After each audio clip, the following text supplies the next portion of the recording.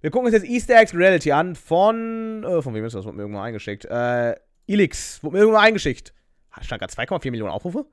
Damn! 2,4 Millionen Aufrufe. Okay, ich bin gespannt. So I've been playing outside for practically my whole life at this point, and by no means am I a professional or a competitive player, but at some point, I'd like to be. And when a player's character Competitive Player in Real Life, was? Reaches max level and they start a new game plus or whatever happens, more often than not, they'll want their character to be remembered, and perhaps influence the actions of future players. And there isn't a better way to do this than by dropping some Easter eggs of themselves on the in-game map. And people Ach so, okay. Dann meinte er einfach nur Sachen, die wahrscheinlich von der früheren Zeit dargelassen wurde. have been doing this forever, from early image boards the alpha players used to post on, statues of former guild leaders. Goppy ist leider inzwischen weg, aber vielleicht beim nächsten Mal. Markus. Or even when players put their guild banner on seemingly inaccessible portions of the map. One of the most famous and classic Easter eggs are the Easter Island heads. I mean, come on, it's literally named Easter Island. Not very elusive. This Easter egg can be found in the middle of the Pacific Ocean, one of the largest and most barren regions of the map, which makes it a prime spot for hiding secrets. No one is exactly sure how players got to this region, since it can be incredibly difficult to traverse unless someone has a high level in seafaring. Ich finde die Aufmachung aber schon ziemlich lustig, muss ich zugeben. But according to the lore left by players of the region, they were playing the Polynesian sailor build, which used the canoe mount to travel around the Polynesian Triangle region of the map. These players used the position of the skybox and behavior of bird AIs to determine where they were on the in-game map, since, you know, the map wasn't added until way later. Anyway, so their guild leader got pretty salty after losing 3 times while PvPing a neighboring guild, so he just decided to swap servers. Apparently the dev sent him a DM with the location of a new server while he was playing the Dream minigame, so he and his guild swapped to that server so they wouldn't have to Hölle, was ist das für eine Aufmachung? deal with any griefers. Only issue was that it was a private server, and all other players were too far away. So they spent a lot of time leveling up their stonemasonry skill, and it became a meme on the server to build these stone heads of past guild leaders. The Easter egg was eventually found by some European players, following the Age of Discovery questline. Funnily enough, they were also looking for another Easter egg called Terra Australis, which seemed to be some kind of private server or another game way south of the map. A lot of players following the Age of Discovery questline thought that the land at the bottom of the map would have to be equal to the land at the top, because they thought the devs would, you know, be fair and balance out the map with another continent or something. Turns out all that was down there was an unused portion of the early pre-alpha map that the devs left in. It's a pretty glitchy area of the map though, and your game can freeze up, so only the Imagine in real life. Du gehst zum Südpol und fängst an zu glitschen. Scientist Guild hang out there. Back on Easter Island, however, the player Jacob Rajavine and his party got there during the yearly Easter event, and named the island accordingly. Also probably because of the cool Easter eggs. And they quickly took note of the hundreds of Ja, das ist einfach eine Geschichte für ein Videogame aufmachen. Das finde ich mega funny. statues the players built. He and his party had a pretty heated gamer moment Ist das fucking Final Fantasy? though once they got there, and they killed like 12 players, so. Sadly, once a bunch of other European guilds began to visit the island, their population really dropped. I mean, the players of Easter Haha, Markus. Island were so dedicated to the Moai building meme that they depleted nearly all of their resources, and as a result, there was a lot of infighting in their guild.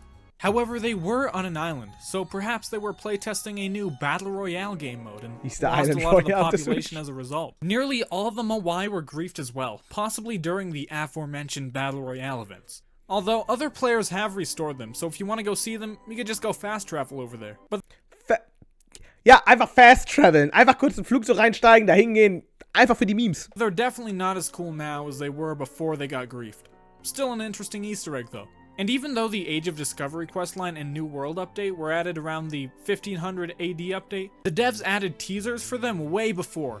I mentioned in a previous video that the beta testers for the New World expansion gained access through a backdoor hack found within the northern region of the map, but European players were also able to demo the expansion as far back as the 1000 AD update. These players were from the Viking Guild and did so through the Vinland Easter egg. Similar to players using the Polynesian sailor build, they also did a lot of exploring and ocean navigation. From this, they found the Iceland servers, and then the Greenland servers. However, they never stayed on the Greenland server due to the region's high difficulty. That was until the player Eric the Red temporarily got banned. Eric the Red.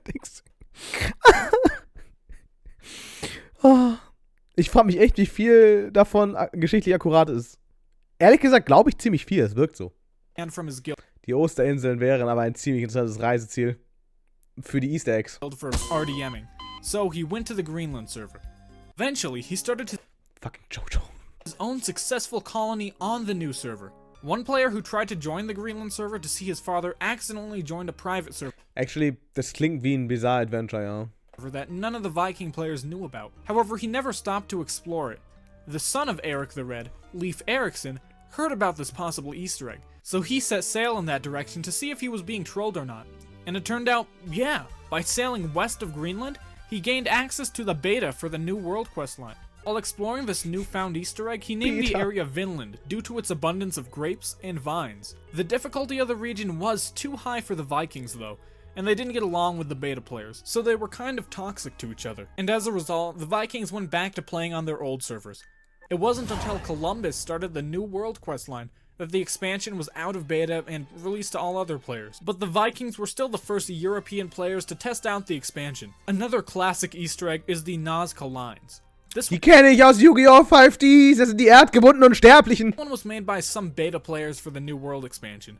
Players in this expansion generally left a lot of cool things for later players to find. A lot of them maxed out their bricklaying Erickson war vor Christoph Kolumbus in Amerika. The New World questline. skills, built cool temples, their own minigames, and then players of the Olmec Guild predicted the Moai meme as far back as the 900 BC update. The thing about the Nazca lines though is that no one knows why players put them there. They were big sprays that were left in the Nazca Desert server, and they come in a bunch of differing designs and varieties. In fact, they're big enough that players couldn't really observe them until the airplane update, which allowed them to view the sprays from high in the air. Some players think that the Nazca Guild put these here to try and contact the devs. By making them so big, they could only be seen from high up, and they thought that the devs would be able to see them because of this. They could also just be support tickets to the devs, asking them for more water. And some believe Unsterblich ist so cool, aber die echten Karten so bad. Ja, halt echt. Auch diese dunklen Synchros waren so cool im Anime, aber leider in Real Life so scheiße. that they were just put there as markers to help them observe the game skybox. Maybe they were even pieces of fan art of the game skybox, because a lot of OG Outside players were really obsessed with how well the night sky is rendered. A favorite Easter egg of mine is the Terracotta Army. This Easter egg is a bunch of terracotta sculptures of warriors from the Chinese Guild. Builders really went all out to make it, building the warriors and even subclasses of the warrior. They even had statues of other classes like government officials and musicians. I don't blame them, the game does have an incredible soundtrack. The players buried all these sculptures underground and made them believing that they could glitch them into the New Game Plus, allowing them to help out their guild leader. And before this, previous guild leaders did a similar thing but with real players, though they didn't like losing their avatars early, so statues were used instead. The Easter egg was eventually found way later when players from the farmer class were digging a well, and they happened to stumble upon a dungeon that contained all of these statues. However, this is not the actual location of the guild leader. The actual tomb has not yet been opened. They fear that exposing the tomb to air may accidentally grief a lot of the figures, and cause their textures to go missing, as what happened with the other statues. But it potentially contains a whole lot more. So if any of you guys are up to the task and have a good way of getting into this dungeon, you could be the first one to complete it. I mean, the gimmick Imagine, jetzt gehen so Leute nach China und brechen da einfach ein. of the boss fight is pretty obvious. All the statues are gonna come to life and you're gonna have to fight a zombified version of Qin Shi Huang. A kind of weird Easter egg is the Voynich manuscript. This was a roughly 250-page book written in some unknown language. Might be weird Latin, might be Python, I wouldn't know. Let's Even go, the game's auf nach best China! hackers have been unable to find what it really is. What we do know, however, is that it was written around the 1400 AD build of the game. The book contains many depictions of plants, people, and strange creatures. It could be a book of unused assets that were supposed to be in the game, or even references to another game the writer might be a fan of. Für die Switch. Judging by the amount of plants, it's probably a guide to various medicinal crafting recipes, Raider Real Life just Edition. written by a player who has a low level in the writing skill tree or one who was running a script to encrypt their writing. But there are also a lot of strange and exotic images of things that were never added to the game. So it could actually be some player's fanfiction that people have been overanalyzing all this time. Another possibility is that it was created by a troll who pretended it was a rare item and used it for trade scams. But really, no one actually knows what the document is. Players post on the forums all the time claiming to have solved, and a lot of these claims are debunked pretty quickly. If you have a high level in the cryptography skill tree, you can still try and solve it.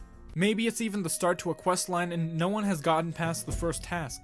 Or it could even be a teaser for the dev's next game. They Für das have been nächste silent Update. for quite some time. Maybe they're working on something new. Outside 2, perhaps.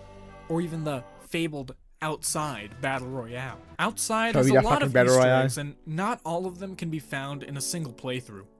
At some point, we'll all reach that endgame, whether we max out our avatars or reach game over some other way. Our playtime is gonna be over. I'll probably never leave behind a giant stone head or discover a continent, so I'm just not gonna worry about it for now, and enjoy the game. It's probably easier that way. Also, devs, if you guys are listening, can you add Luigi as a playable character in Outside 2? I'd appreciate it. Okay, doch, ja, das, ich habe von dem Video erstmal, ehrlich gesagt, vom Titel nicht so viel erwartet, aber das war strong.